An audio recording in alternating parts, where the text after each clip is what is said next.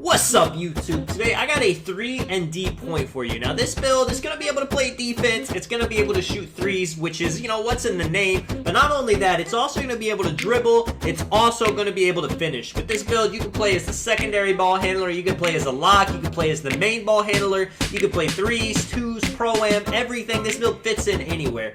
Now it's going to be this pie chart right here, the mostly red, mostly green. That's going to give you Hall of Fame shooting and Hall of Fame defense. You actually can make this build with the one at the bottom too, with mostly defense and a little bit less shooting, but you lose the Hall of Fame shooting badges, and that's what makes this build kind of unique. So with the physical profile for this, you really want to go, you're going to want to go with the mostly speed, because this isn't like an interior defender per se. This build is more about guarding guards on the perimeter, guarding the other team's best player, especially the point guards that are super fast, super dribbly. You see with the upgrades, we're going to go upgrade close shot, driving layup, driving dunk, and then standing dunk to get 6 finishing. With the playmaking, you're going to want to have your ball handle, pass accuracy up. That's going to give you the 10 playmaking. And then on the defense, you see perimeter defense, lateral, steal, upgrade the defensive rebound to 71. That's going to give you 19 defensive badges right there. And then with the rest, you got to get your shooting, of course. So the three-pointer, you want to have it an 80. Free throw for the shooting badges. And you want the mid-range to go to an 83. That's going to give you the 16 shooting badges.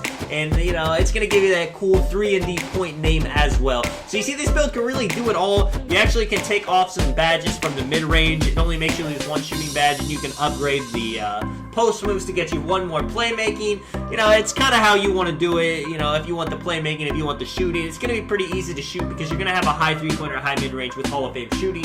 So you actually don't need that many badges.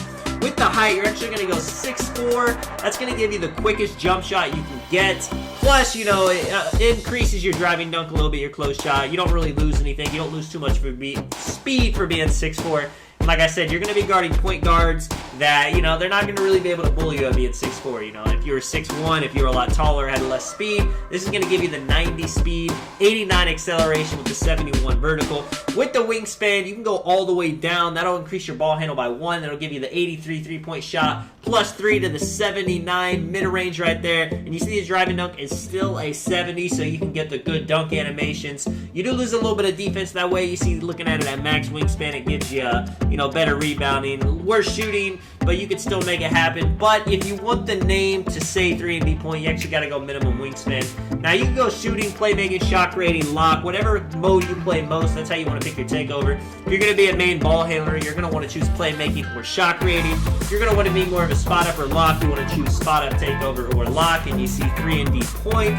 Steph Curry, Ja Morant, Kirk Heinrich, kind of good comparison, shades of blah, blah, blah. But now I'm going to let you guys see it at the final product at the end right here.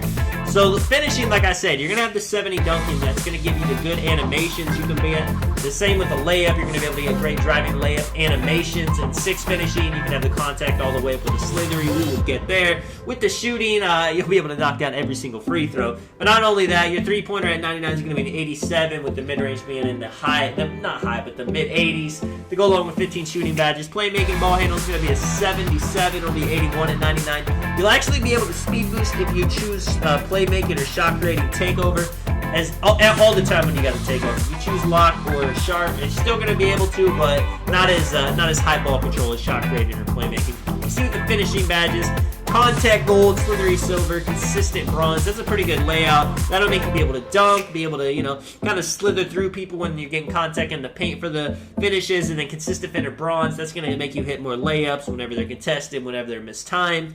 And you see with the shooting, you want range extender, you want green machine, you want hot zone hunter. You don't have to waste any badges on quick draw this year. So 15, that's basically going to be like having 19 if you were playing last year. And you see dead eye, clutch, volume. You can put all those on bronze to give you a little bit of boost everywhere. If you're not a fan of green machine, you can actually take that down and put up tireless, put up clutch, put up dead eye. But me, I like that green machine Hall of Fame. Because when I'm greening shots, I want to keep greening. I don't want people, especially playing twos, I don't want to see people to touch the ball, when I'm hot. And you see right here, playmaking, quick first step gold. You're going to need handles for days gold if you play as the main ball handler. Now, you may not need handles for days if you're just, playing as a spot up as a secondary ball hitter, and I'll show you what you can do with those badges. But Unpluckable, Needle Threader, Bailout, all those badges going to be important to have, at least on bronze. And you see with the last two, you can put on Dimer, Floor General for your teammates. You can put on Space Creator, Ankle Breaker if you're a main ball handler. You can put on Tight Handles. You can put on Pluckable, Needle Threader up. There is a lot of things you can do with them, and it all depends on how you play. I mean, you can even put on Downhill, say you're playing Wreck. You don't need to dribble too much. You see, I took off Handles for days right there. That's as if you're not actually going to be doing most of the dribbling. Say you're playing with a point guard that likes to dribble all the time and you're just trying to spot up and shoot.